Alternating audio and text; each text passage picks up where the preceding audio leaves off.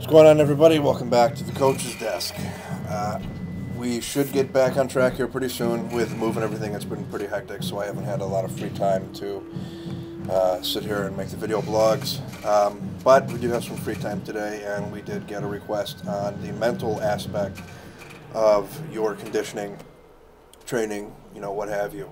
And the mental game plays, in my mind, a huge factor in anything that you're doing, especially when it comes to elite level or high level performances like, special forces or top level triathletes, top level CrossFitters, powerlifters, strongmen, what have you.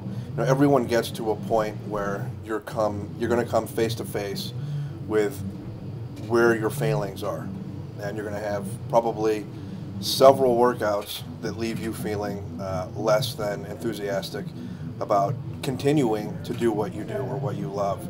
Now, unless there is a drastic reason, like basically the fact that you just suck, this is going to be part of the process for all of us. You're only as good as your weakest event. And unless you face and tackle that weakest event and your mental reaction to it on a regular basis, you're never going to get better at it.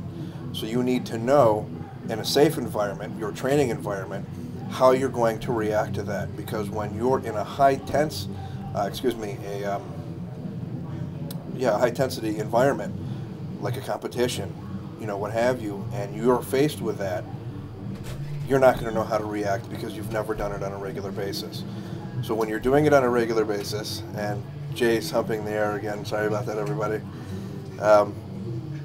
Never fails, he walks in when I'm doing this and starts playing with his, baby carrot cock. Anyways, you need to face that on a regular basis, and your coach, that is their job, is to take you to a point where you have to face how you break down physically and emotionally in that area. That's when you take that, you focus, you regroup, attack it over and over and over and over again until your worst event becomes an event where you're not so bad, and all of your other events start to excel, so that when you're faced with that in a shitty time, when it's game time, and it's time for you to prove how hard you've worked, how good you are, and that no one else out there is as good as you are, you know how you're going to react mentally, physically and emotionally to that, event. Whether that be your struggle with bench, your struggle with, in CrossFit, for the women, handstand push-ups, power-ups, things like that, where the upper body strength just isn't there, as opposed to most men, you know how you're going to react to that. Mental game is the most important aspect in what you do for the sport.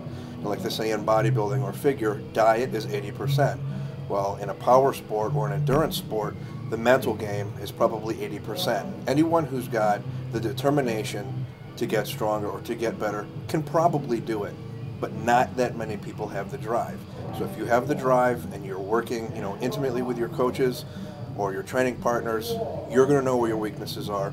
They're going to see where your weaknesses are, and that's when you become a better athlete. That's when you become a champion, and that's where you win. So that's my take on that. Sorry, this was a little choppy. I was a little distracted with shit going on in the periphery. I'd like to give a shout out to excellence.com. They're also now hosting our video blogs from the coach's desk. We appreciate that, everybody. And a special thank you to our sponsors, At Large Nutrition. More good things to come, and hopefully we'll see you in March at the IPA Lex and me. Take care.